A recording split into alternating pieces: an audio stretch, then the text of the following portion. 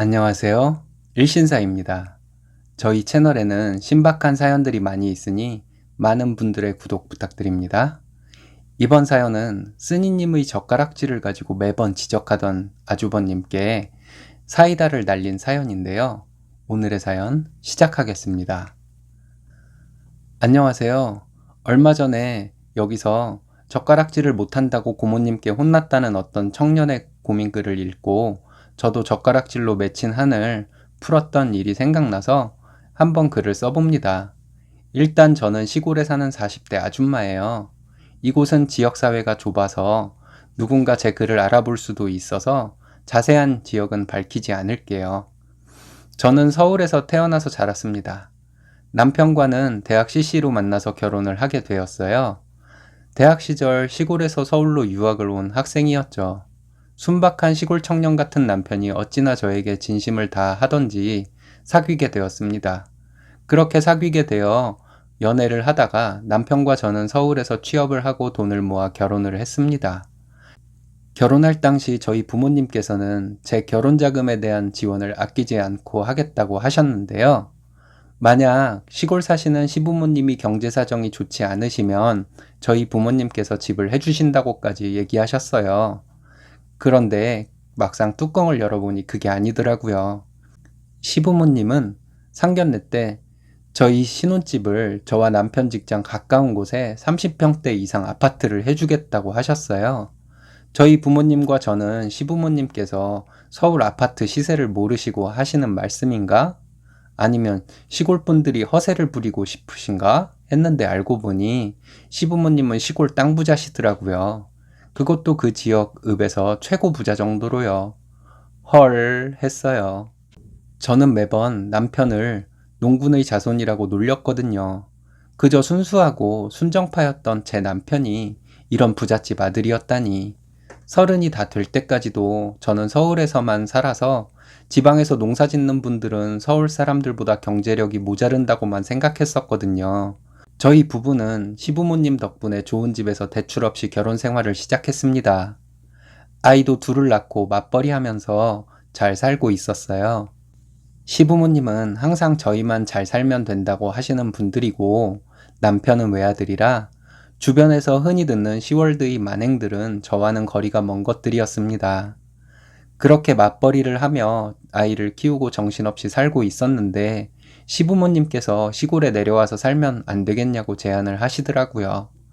안 그래도 남편이 항상 연로하신 시부모님이 두 분이서 농사일을 힘겨워 하셔서 걱정이 많았었는데 그렇게 제안을 하시니 남편은 많이 우울해할 정도로 고향으로 내려가고 싶어 하더라고요. 시부모님 말씀이 시댁 근처의 아파트를 얻어주겠다고 저희에게 부담 주는 일은 없을 거라고 하셨는데요. 남편과 1년 정도 상의한 끝에 내 땅에서 농사 지으면서 살면 아이를 남에게 맡기지 않아도 되고 시간도 자유롭고 해서 좋을 것 같다는 생각에 남편과 저는 직장에서 퇴직을 하고 시댁으로 내려갔습니다. 시부모님은 저희 부부에게 부담 주기 싫다고 하시면서 그 지역에 있는 아파트를 얻어주겠다고 하시는 걸 제가 우겨서 시부모님과 함께 살게 되었어요. 농사일이 힘들기만 한 줄 알았는데 역시 힘들더라고요. 그래도 저는 아이들 케어라는 정당한 농땡이 사유가 있어서 농땡이 피우며 농사짓는 시골 안악 10년 차입니다. 저희 시부모님과 저희 부부는 농사를 지어서 얻는 수익과 다른 사람에게 농사를 지어 먹으라고 도지를 준 땅에서 받는 돈은 얼마 안 되지만 시부모님은 읍내에 건물도 몇 개 있으셔서 그 건물들에서 나오는 월세와 찻길과 붙어 있는 땅은 지목이 전이기는 하지만 넓은 땅을 필요로 하는 사람에게 세를 내주어서 거기에서 나오는 월세로 넉넉하게 살고 있어요. 그 월세가 나오는 건물과 땅 중에서 일부를 남편이 세를 받아 관리하라고 해서 저희 부부는 서울에서 맞벌이 할 때보다 훨씬 돈을 많이 번답니다. 시부모님도 참 저를 딸처럼 예뻐하셔서 제가 매일 시부모님께 잔소리를 해도 그냥 웃으시며 알겠다고만 하셔요. 저희 부모님도 저희 집에 자주 와서 시부모님과 함께 농사일도 하시고 아빠 차 트렁크에 과일이랑 야채, 그 시기에 수확한 농작물들을 한가득 싣고 가시면서 지인들에게 인심 쓸 수 있다고 엄청 좋아하세요. 근데 제가 여기에 와서 한 가지 마음에 걸리는 것이 있었는데요. 남편의 큰 사촌형의 꼰대 같은 행동들이었어요. 시댁의 장손이라고 어른들이 많이 떠받들어서 키워진 사람이라서 그런지 남들이 생각하는 자기 자신과 본인이 생각하는 자기 자신이 많이 차이 나는 사람이에요. 뭐랄까? 자부심에 비해서 능력이 많이 떨어진다고 할까요?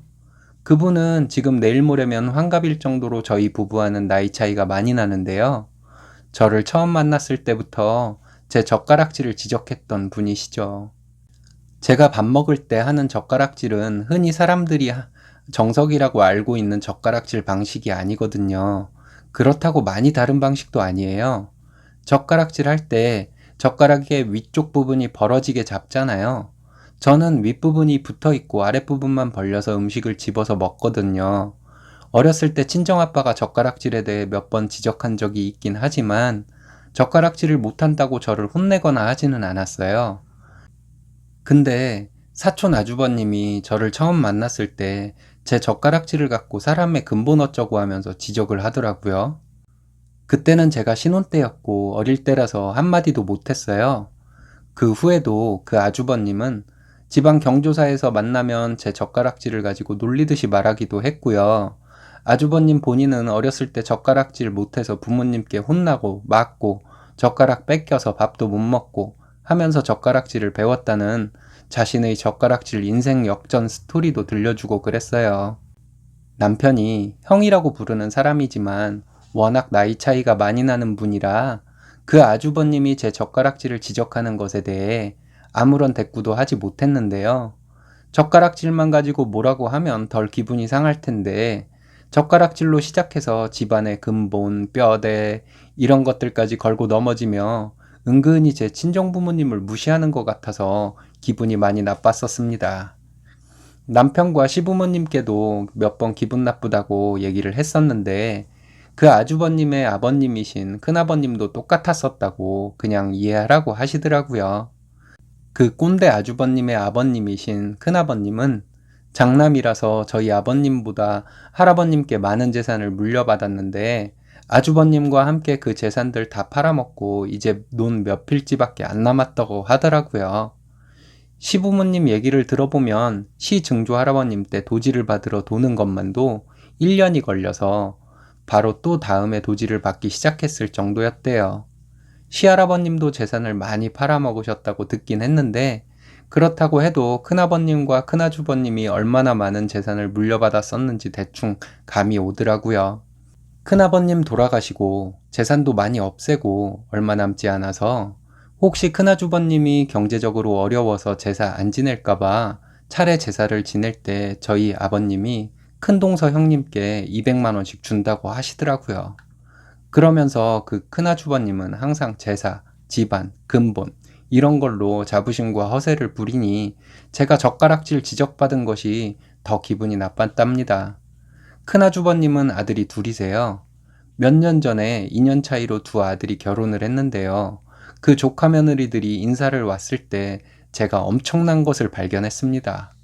큰 조카 며느리가 인사 왔을 때 보니 젓가락질을 정석대로 안 하더라고요. 손으로 젓가락을 움켜쥐듯이 쥐고 젓가락질을 하더군요. 제가 속으로 신받다를 외쳤습니다. 그리고 2년 뒤에 둘째 조카 며느리가 인사를 왔는데 젓가락질을 저와 비슷하게 하더라고요. 이번에는 제가 속으로 유레카를 외쳤습니다. 재작년 추석이 결전의 그날이었습니다. 추석 전날 어머님과 큰아주버님 집에 가서 차례 음식을 하고 있었는데요. 조카 며느리들도 와서 함께 수다를 떨면서 차례 음식을 했어요.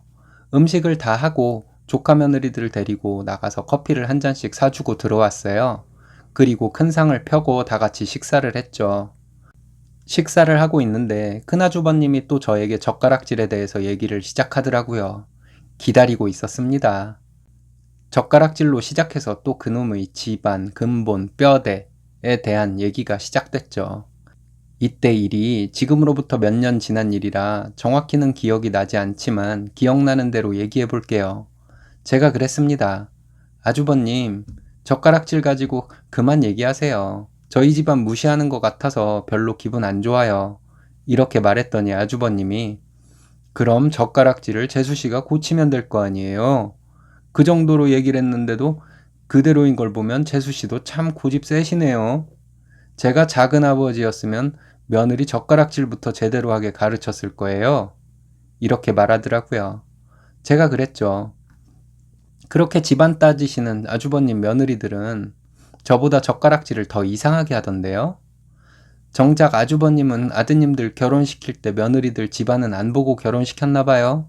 이렇게요. 그랬더니 급 당황하신 아주버님 얼굴이 빨개지시더니 갑자기 형님한테 여보, 갈비 좀 더 가져와. 이렇게 말을 돌리시더라고요.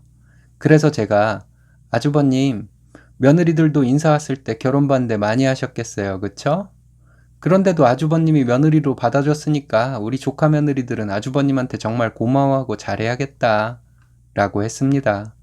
그랬더니 남편이 옆에서 듣고 있다가 하는 말이 큰성, 우리 와이프 젓가락질 갖고 맨날 뭐라고 하더니 큰성은 며느리가 둘 다 젓가락질을 못하네? 이러는 거 있죠. 그랬더니 형님이 이이가 재수씨한테 늙은이 같은 소리 하더니 그대로 돌려봤네. 어디 당신도 말 좀 해보시지 왜 입 다물고 있어? 이러더라고요. 할 말이 없었는지 아주버님은 아무 말도 안 하시고 밥만 먹더라고요. 행여나 읽으시는 분들 걱정 마세요. 이 얘기들은 조카 며느리들이 안 듣는 상황에서 한 얘기들입니다.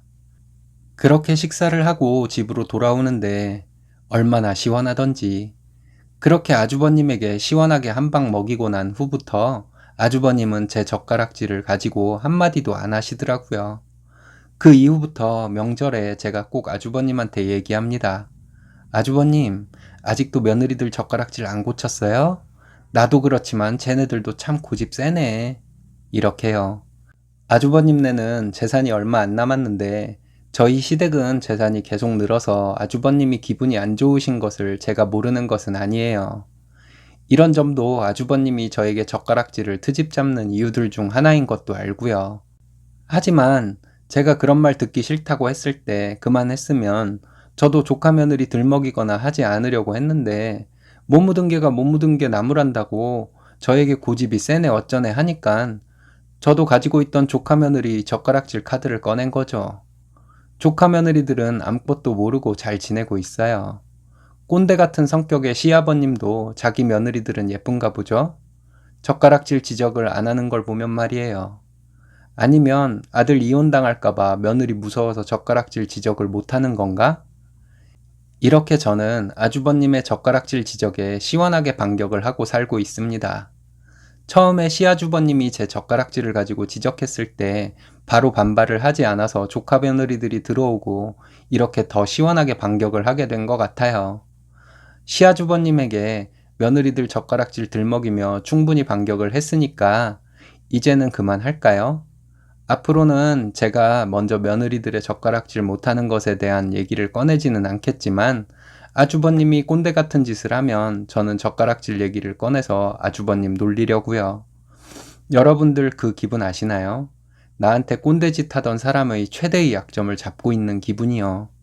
시골 안악은 새벽에 농사일을 해야 해서 꿈나라로 갑니다. 제 얘기 재밌게 읽으셨다면 다행이겠어요. 감사합니다. 그 젓가락질이 뭐라고 그렇게 지적을 할까요? 제 주변에도 젓가락질 못하는 사람 보면 지적질하는 사람들 몇 있네요. 자기가 유일하게 할 줄 아는 게 젓가락질밖에 없어서 거기에 큰 자부심이 있는 걸까요? 오늘의 사연은 여기까지입니다. 재밌으셨다면 좋아요, 구독 부탁드려요. 일신사는 여러분들의 사연으로 제작됩니다. 많은 사연 제보 바랍니다. 여러분들의 사연은 아래 메일 주소로 부탁드려요.